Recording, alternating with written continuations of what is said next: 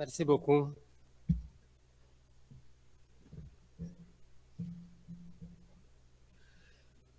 Mesdames, Messieurs les ministres, Mesdames, Messieurs les ambassadeurs, distingués représentants des organisations internationales, chers partenaires techniques et financiers, chers invités, Mesdames, Messieurs, je voudrais d'abord vous souhaiter la bienvenue et un excellent séjour au Sénégal, le nouveau pays champion d'Afrique.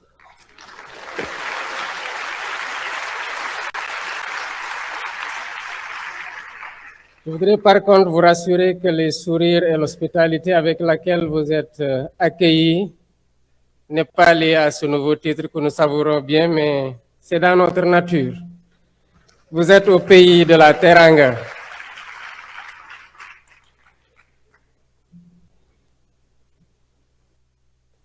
Dans la succession des jours et jalons importants pouvant impacter positivement la vie des hommes, ce 26 janvier est une date marquante, avec la tenue ici à Dakar de la réunion de haut niveau préparatoire à la conférence des Nations Unies sur l'eau en décembre 2026. Votre présence à Dakar témoigne de l'importance politique que la communauté internationale accorde à l'eau et à l'assainissement. Non seulement comme enjeu sectoriel, mais également comme fondement essentiel de la dignité humaine, de la santé des populations et de la stabilité des sociétés, mais aussi de la prospérité partagée des nations.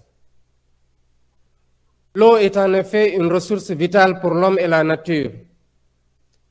L'eau est indispensable au maintien de l'équilibre de la planète et à l'atteinte des objectifs de développement durable. Pour autant, nous le constatons tous, la crise de l'eau est une réalité mondiale. Selon les Nations Unies, 2,2 milliards de personnes n'ont toujours pas accès à une eau potable sûre et près de 3,5 milliards restent privés de services d'assainissement adéquats.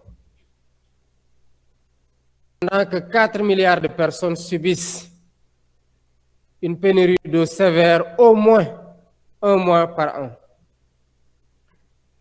L'Afrique est particulièrement affectée par cette crise, avec 40% de la population qui n'a pas accès à l'eau potable et plus de 70% de manque de services d'assainissement de base. C'est une situation moralement inacceptable. Et tant qu'elle persistera, notre responsabilité collective restera engagée, car les crises de l'eau alimentent les crises alimentaires, fragilisent les économies, déplacent les populations et exacerbent les tensions. Hélas, la crise s'accroît avec l'accélération du dérèglement climatique qui impacte gravement les liens intrinsèques entre l'eau et le climat. Étant établi que l'eau agit sur le climat, tout comme le climat détermine la disponibilité et la qualité des ressources en eau. En effet, le changement climatique perturbe considérablement le cycle de l'eau, entraînant sécheresse, inondations selon les précipitations faibles ou surabondantes, la fonte des glaces du fait du réchauffement climatique, ainsi que du changement des niveaux marins.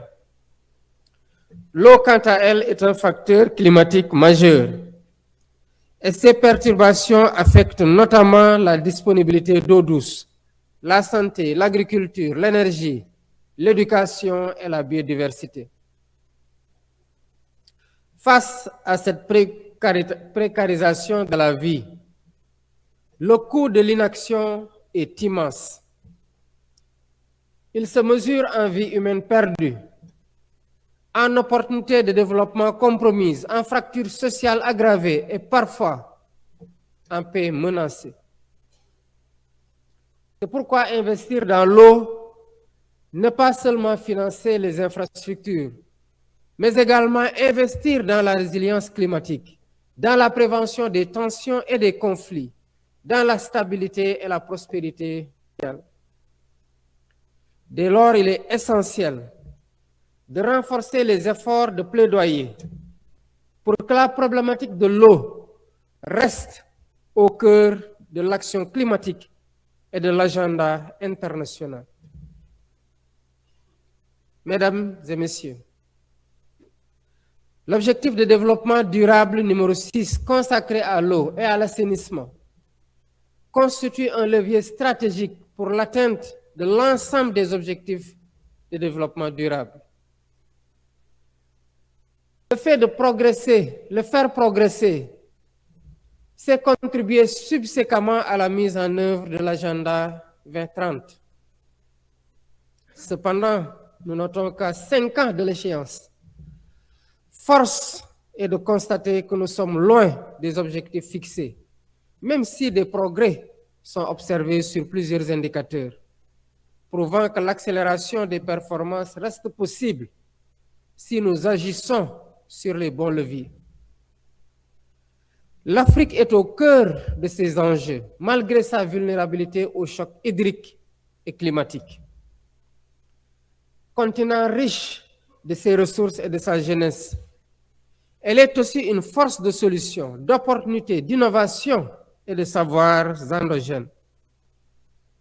Je me réjouis à cet égard que l'Union africaine ait proclamé l'année 2026 année de l'eau en Afrique, en cohérence avec la prochaine adoption de la nouvelle vision africaine de l'eau, pilotée par le Conseil des ministres africains de l'eau, actuellement présidé par le Sénégal, champion d'Afrique.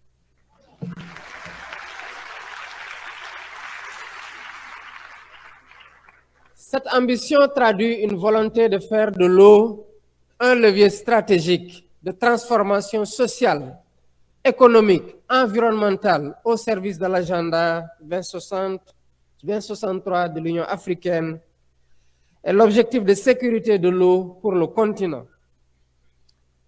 Conscient de tous ces enjeux, y compris géostratégiques, le Sénégal s'est très tôt engagé en faveur de l'hydrodiplomatie. La co-organisation de la Conférence des Nations Unies aux côtés des Émirats arabes unis s'inscrit dans cette dynamique de faire de l'eau